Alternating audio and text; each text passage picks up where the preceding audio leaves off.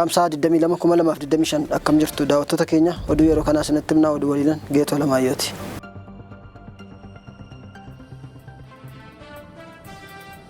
Ogeessotni fayyaa Itoophiyaa hidhamuu hin malle jechuun ibsa baaseera Amnesty International. Komishinii mirga namummaa immoo dhimmichi dafee fala argachuu qaba jedheera. Jaarmiyaan mirga namaaf baabsu guddichi Amnesty International jedhamu roobii kaleessaa ogeessotni fayyaa Itoophiyaa hidhaa jiran hundi akka hiikamaniif gaafateera.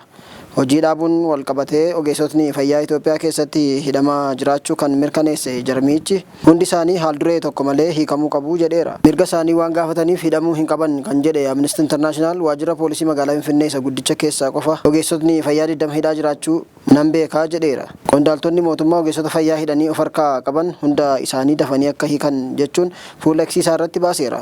Oduudhuma wal qabateen Komishinii mirga namaa Itoophiyaas dhimma ogeessota fayyaa ilaallatu kanarratti kaleessa ibsa baaseera. Komishinichi gaaffii ogeessotni fayyaa kaasaniin erga caamsaa 5,2017 hojii dhaabuu fi tarkaanfii isaan booda mootummaatiin fudhatamaa jiru keessa mirgi namaa akka hin sarbamneef gaafateera. Gaaffii mirgaa ogeessotni fayyaa mootummaaf dhiyeessanii guyyaa 30 eeganii waan ta'eef tarkaanfii mootummaan fudhataa jiru jala bu'een hordofaa jira jedheera. Kanarratti magaalota akka Finfinnee, Aggaaroo, Arbaa Minch, Baahir Daar, Fiichee, Gobbaa, Hawaasaa fi Jimmaa keessa odeessa walitti qabadheera kan jedhe Komishiniin mirga namaa Itoophiyaa bakka buutota ogeessota fayyaa qaamota mootummaa dubbisee hospitaalota akka Paawulos, Xuqur Ambassaa fi Phexros deemee haala isaa ijaan ilaaluu isaa ibseera. Ogeessotni fayyaa gaaffii isaanii karaa fayyaa fi lubbuu uummataa hin miineen akka dhiyeeffachuu qaban mootummaanis gaaffii isaanii ija qajeelaan ilaalee deebii malu akka kennuu qabu hoogganaan komishinichaa Biraanuu Adeelloo ibsa bahee keessatti yaadachiisaniiru. Walabummaan manneen murtii tuqamuu hin qabu jechuun bulchiinsi yeroo naannoo Tigraay beeksise. Gochi daanyota doorsisuu, dhaddacha jeequu fi tarkaanfiin qaama seeraa irratti fudhatamaa jiru waan dhusamee bira darbamu miti jedha bulchiinsi yeroo naannoo Tigraay. Naannicha keessatti dhaddachi galmee yakkaa akaakuu adda addaa ilaaluu warra himataniin yeroo jeeqamu daanyotni sodaatanii yeroo hojii dhaaban dhaga'amaa jira. Keessattuu daanyota himata ajjechaa fi humnaan gudeeduu dubartootaa irratti raawwatamu ilaalan irra doorsifni ga'u naannicha keessatti sodaachisaa ta'aa dhufeera. Maqalee keessatti manni murtii dhaddacha giddugalaa dhimma mucayyoo Zawuduu Haftuu jedhamtu kan hagayya bara 2023 keessa namaan ajjeefamtee galmeessa caamsaa 16,2025 ilaalamee murtoon kennamuuf wayita jedhamu namni himatamee fi maatiinsaa dhaddacha jeeqanii daanyotas lubbuuf sodaachifnaan adda citee ture.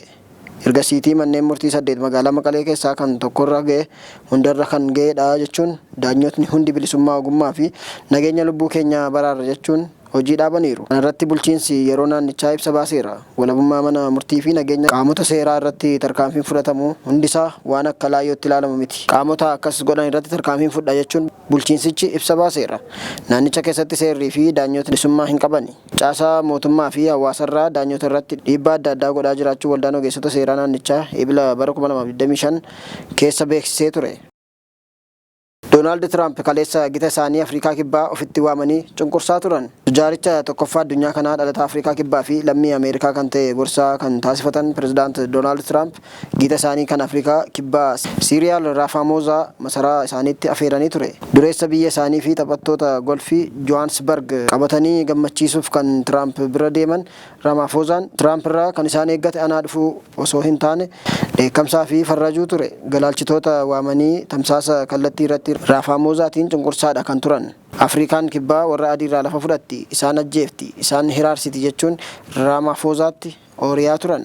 Akka ragaattis viidiyoo fi suuraa agarsiisaa turaniiru. Raamafoozaan lakkii kun sobadha akkas hin godhamne lakkii jechuun amansiisuuf yaalan illee Tiraamp hin dhageenyeeni. Dhumarratti egaa inni xiyyaaran siif kennu hin qabu jechuun wayita dubbatan dhaga'ameera. Maaliif akka akkas jedhan ibsuu baatanis dhiyeenya Tiraamp Qaataarraa xiyyaara Booyingii doolaara kitila 400 baasu akka badhaasaatti isa kennameefiitiin tuquuf haa ta'u hin baramne. Nama maatii adii lammii Afrikaa Kibbaarraa kan achumatti dhalatee tujaaricha beekamaa Elon Musk jedhamu Tiraamp gorsaa addaa erga taasifataniiti Afrikaan Kibbaa warra adii hacuucaa garboonfataa jirti jechuu eegalan. Torbee darbe keessa lammiilee Afrikaa Kibbaa adii nama 50 gara Ameerikaatti afeeranii lammummaa kennanii fi qubsiisaniiru. Tiraamp pirezidaantii biyya biraa masaraatti waamanii yeroo salphisan inni kaleessaa isa jalqabaa miti. Kana duras kan Yuukireen Zeleniskii ofitti waamanii akkasuma salphisaniitu deebisan. Viidiyoo fi suuraan namootni adii wayita ajjeefaman mul'isu kan Tiraamp akka ragaatti dhiyeessan sun yoom eessatti kan waraabame dhuguma kan Afrikaa Kibbaatti isa jedhu dabalatee himatni sun qaama walabaatiin hin qulqulloofne. Viidiyoo kallattiin galaalchitootaaf agarsiifame sana keessa kan jiru suurri tokko kan Riippaabilika Dimokiraataa Koongoo keessaa fudhatamedha jedha Doche Weeleen. Oduu keenya ittaanuun liqiin Ameerikaarraa jiru doolaara tiriliyoona 36.2 ga'eera jedhame. Liqiin mootummaa Ameerikaarra jiru doolaara tiriliyoona 36.2dha. Kunis oomishni waliigalaa biyya keessaa GDP Ameerikaa keessaa dhibbentaa 122 ta'a jedhameera. Liqiin mootummaa kun ji'a sadiitti doolaara tiriliyoona 1 dabalaa adeemaa jedhameera. Liqa biyyattiirra jiru keessaa kan qaamolee biyya alaa ta'anii doolaara tiriliyoona 9.5 akka ta'e Aljeeziraatu baase. Kana keessaa immoo dhaabbilee fi dureeyyoota Jaappaan, Yuunaayitid Kingdom, Chaayinaa wal duraa duubaan sadarkaa tokkoffaa haga sadaffaatti qabataniiru. Oduu keenya xumuraatiin Ameerikaa Waashingten DC'tti hojjettoonni imbaasii Israa'el 2 kaleessa ajjeefaman.